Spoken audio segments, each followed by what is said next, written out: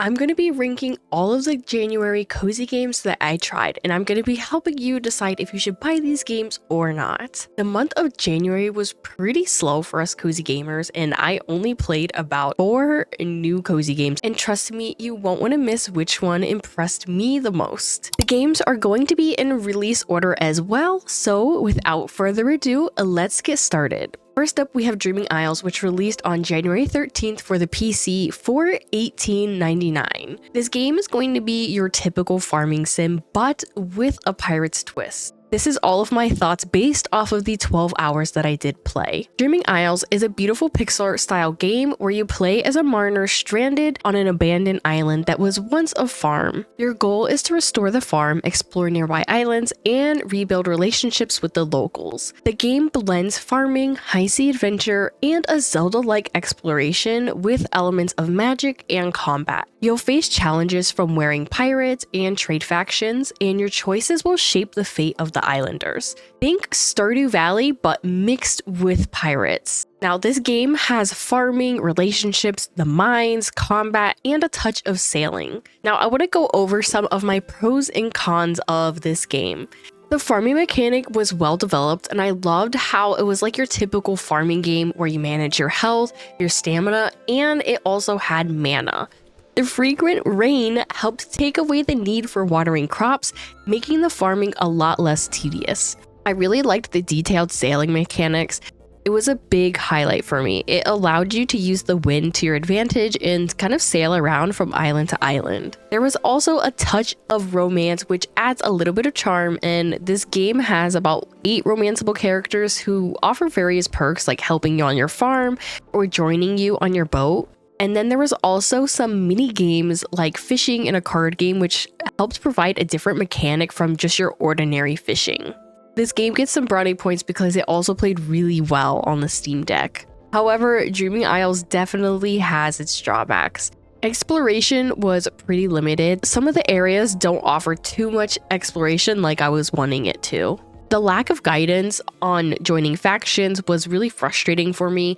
It left it to me figuring it out on my own, and now when it came to the combat, it was challenging with enemies dealing so much damage. The more you leveled up, it got a little bit easier, but there was no way for you to block enemy attacks or just move out of the way. The game really just needs a little bit more direction, as some days can feel a little bit empty without any fun objectives, and currently, one of the 3 planned chapters is available, making the game feel like it's still in an early access state. It offers such a unique blend of farming and pirate adventures, but the lack of content here and the polish just prevented Dreaming Isles from reaching its full potential for me. I definitely recommend waiting for future updates before picking this one up. Now, moving on, we have Aloft, which released in early access on January 15th for the PC at $25. This game is for those who love exploration and crafting, but on a cozy level. These are all of my thoughts after playing 15 hours in this game. In Aloft, you explore a cozy survival world set in the clouds, where you can turn any island into a flying ship.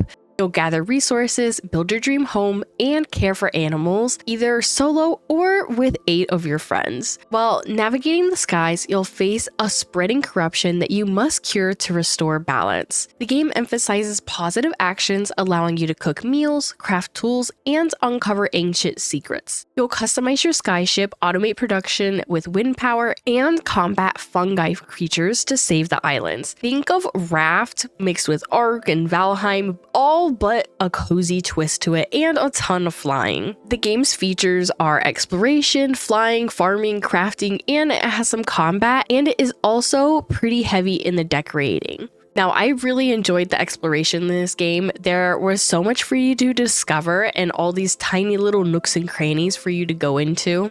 I think the highlight of the game for me was the flying, and to be noted, there is no fall damage, thank goodness, but flying between the skies and sailing your island around, I was just having a blast. The combat in this game isn't entirely hard, even though I am absolutely horrible at it. There is also a bit of farming, but it's not too heavy in this game. Like, you can use your crops to help you cook meals, which help give you health and other perks when you're fighting the fungi. Also, I'm not a huge decorator, but this game made it really fun to build a cute little homey island. Now, Aloft does also have some of its drawbacks, and some of them are already in the roadmap for future updates. But with that being said, the character customization for me was a tad limited. I would love to see more options and some really unique cosmetic items. And some of the beginning islands really lacked variety, and I would have loved to see specific resources available on certain islands and like shown on the map somehow. With the enemies, they do so much damage, so you definitely have to get used to the fighting a bit. And now the multiplayer is really fun and ran really smoothly, but there are some quality of life things that would make the experience even better, like being able to link your islands together so you can fly all to the same place.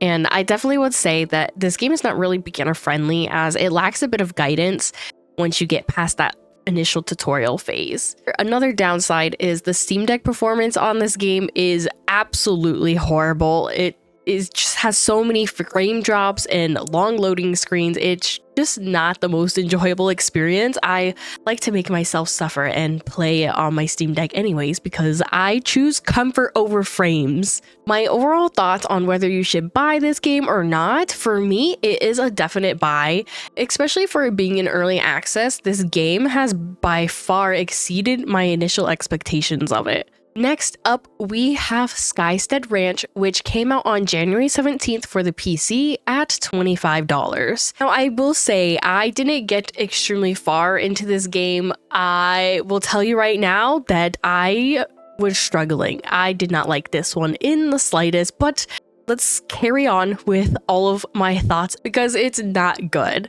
Now, if you enjoy creature collecting games, this one might be your cup of tea. Wait and hear me out though first. In Skystead, you start with a floating rock and use your enchanted crook to transform it into a thriving sanctuary.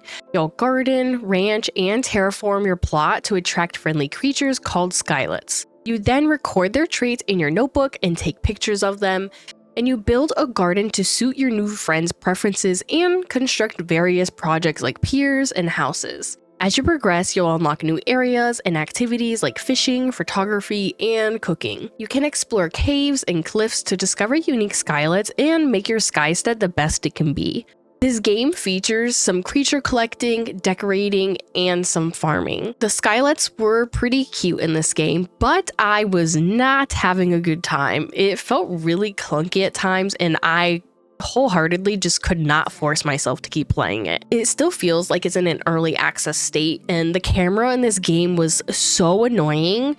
You can turn the camera to look around for some things, but not at all times when you actually want it to or need it to. Your character literally just float walks around. It's quite funny. And you don't really have access to an inventory, which is really weird for me because you can hold on to like your currency, like wood and stone, but not have inventory space to hold on to your plants so you can plant more things. This made it a lot of running back and forth, and I was not a fan. Once I finished the tutorial phase, I was really confused on what I needed to do next. The gameplay loop just was not satisfying to me in the slightest. You turn the area into cracked earth and then make grass and create the perfect area for your skylets, and you just do that over and over again. There was no driving factor for me that made me want to keep playing. I really needed a purpose or something to strive for when building the perfect biome for the little skylets.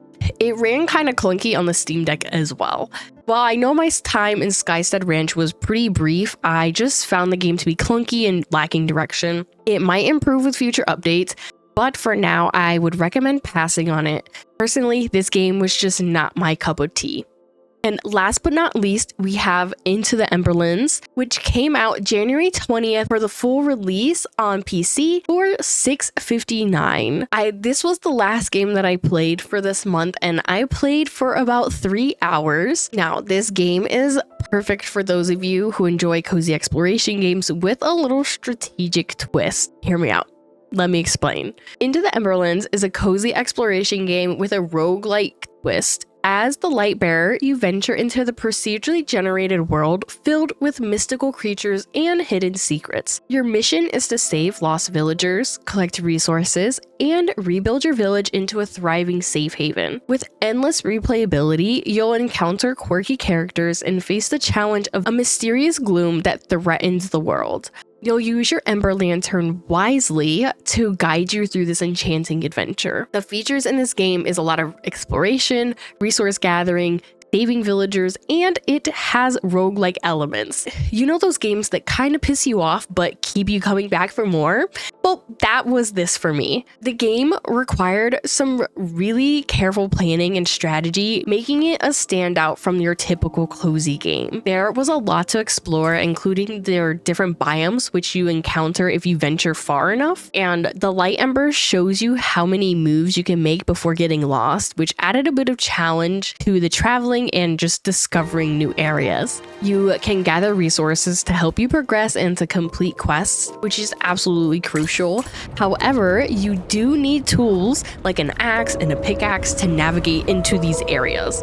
And it can be frustrating when you get lost and can't find the necessary tools, which will leave you stuck. The overarching theme of restoring and expanding your village was really rewarding. There were so many villagers you can rescue and bring back to your village to help you complete quests and level up the town. Their little movements were adorable and they follow you around in like a cute little conga line. I loved it. Now, Into the Emberlands is not all sunshine and rainbows. The game can be quite challenging, leading you to some frustrations, like when you die and you lose all of your progress. There are those roguelike elements for you, because you have to be really cautious of your embers, because when you get lost, you lose everything in your pockets and the villagers that follow you around. Additionally, the whole area surrounding your village resets, which can be so disheartening when you've already made it so far into the forest. This plays extremely well on the Steam Deck, and I actually preferred it playing on my Steam Deck versus on my PC. The controls with the controller just felt a lot nicer and more intuitive. Like on my mouse and keyboard, I just couldn't figure out how to put down tools, so I would just click somewhere and I would lose a move, and that was extremely frustrating and sometimes costed me my life. Overall, I really enjoyed this game despite it almost making me rage quit. I was really loving the challenge that it gave me, and I feel like some cozy games lack in that aspect. I definitely recommend this one because it's unique in the cozy genre and it's extremely inexpensive, but I will be cautious and say that it's pretty hard as well, so continue cautiously. Now, that wraps up my rankings for these 4 games. Aloft was definitely my top favorite from January, alongside Into the Emberlands, while Dreaming Isles and Skystead Ranch both need a little bit more work. I hope you found this video helpful, and I know I didn't get to play too many cozy games this month, and it was quite quiet. Let's hope February brings us a little bit more amazing cozy games. So stay tuned for next month's wrap up, and before you go, don't forget to like and subscribe for more cozy gaming content. And until next time, so happy gaming.